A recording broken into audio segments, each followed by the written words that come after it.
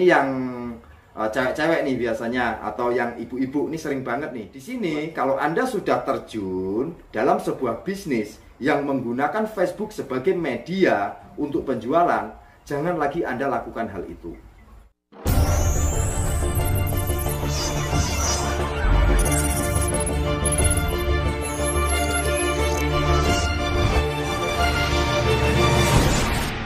Assalamualaikum warahmatullahi wabarakatuh. Salam Just People. Jumpa lagi dengan saya Ugi Regarsport, brand resmi dari PT Regarsport Indonesia. Oke teman-teman, di video saya yang sebelumnya kita sudah membahas tentang pengaplikasian 3 jurus marketing Regarsport di Facebook ya. Jadi dari video-video yang sudah saya share, dari penjelasan-penjelasan yang sudah saya sampaikan, saya berharap teman-teman, om tante, seluruh jaringan Ugi Regarsport bisa mulai untuk merubah mindset ya, bahwa di sini akun Facebook Anda adalah sebuah toko yang benar-benar bisa Anda bangun dan Anda kelola untuk menghasilkan uang.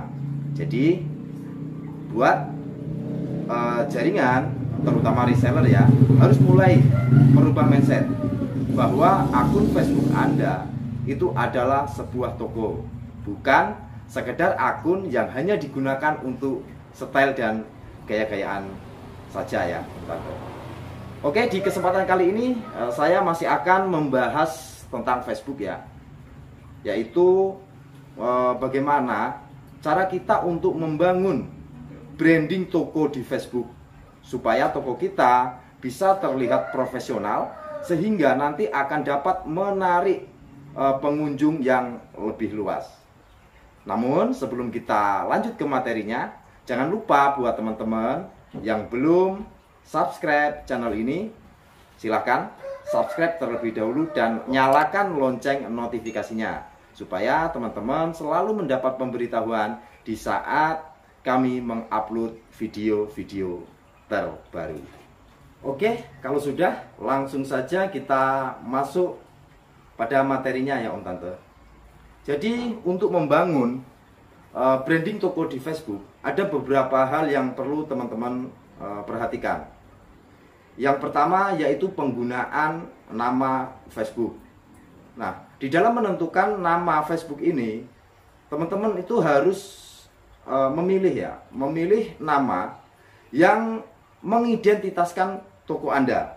Nah, misal kalau Anda adalah reseller Regarsport, mungkin bisa memakai nama misalkan Eka Regarsport, atau Eka Jersey, atau Eka Jersey Volley misalkan. Nah, seperti itu. Nah, selanjutnya untuk foto profil. Nah, foto profil itu juga harus sama. Jadi tidak asal-asalan memakai foto profil. Foto profil ini juga harus menunjukkan identitas toko Anda. Teman-teman bisa menggunakan foto pribadi yang kemudian dikasih background mungkin ya gambar jersey atau identitas lain yang bisa menunjukkan ciri khas toko Anda. Gitu ya teman-teman. Jadi ada yang pertama penggunaan nama Facebook, kemudian yang kedua penggunaan foto profil. Nah, kemudian yang ketiga yang perlu teman-teman perhatikan lagi adalah postingan. Nah, jadi untuk toko di Facebook ini, usahakan postingannya jangan dicampur aduk dengan postingan pribadi, apalagi postingan-postingan yang galau-galau ya teman-teman. Nah, ini yang cewek-cewek nih biasanya, atau yang ibu-ibu ini sering banget nih buat postingan yang galau-galau, itu kayaknya hobi banget gitu. Nah, di sini kalau Anda sudah terjun dalam sebuah bisnis yang menggunakan Facebook sebagai media untuk penjualan, jangan lagi Anda lakukan hal itu. Jadi hindari membuat postingan pribadi di Facebook yang digunakan untuk berjualan. Nah, maka Anda juga harus membangun postingan ini supaya bisa terlihat profesional. Itu ya teman-teman, untuk di bagian postingan. Nah, kemudian lagi yang kedua, di bagian postingan ini teman-teman itu juga harus membangun postingan yang tidak monoton. Supaya apa? Supaya tidak membosankan. Nah, jadi teman-teman, jangan hanya sekedar misalkan posting produk melulu. Nah, itu jadinya postingannya monoton ya, teman-teman. Nah, ketika postingan Anda ini terlalu monoton, ini nanti juga akan membosankan.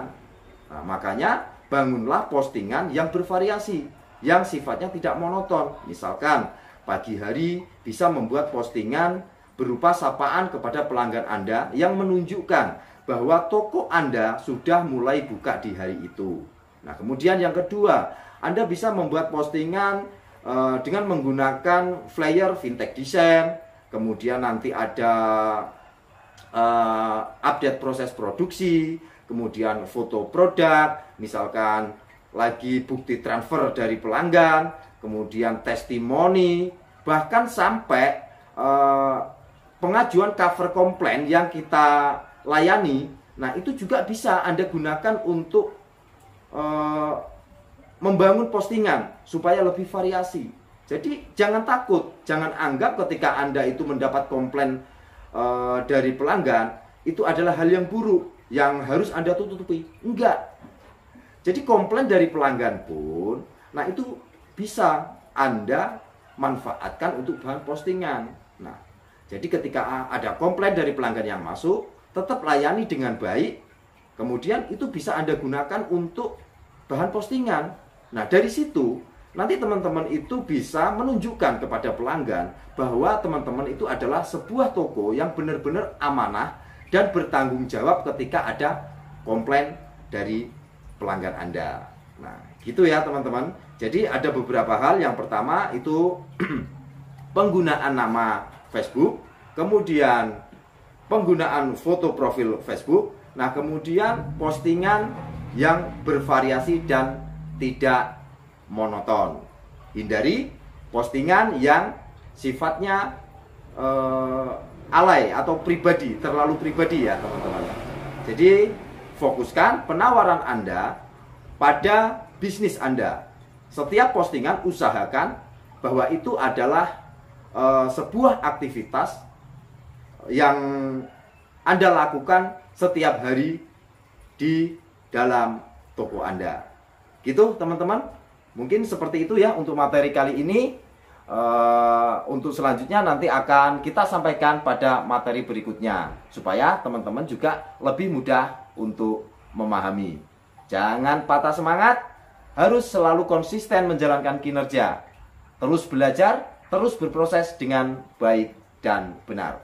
Salam Jos People, teman itu sukses bareng.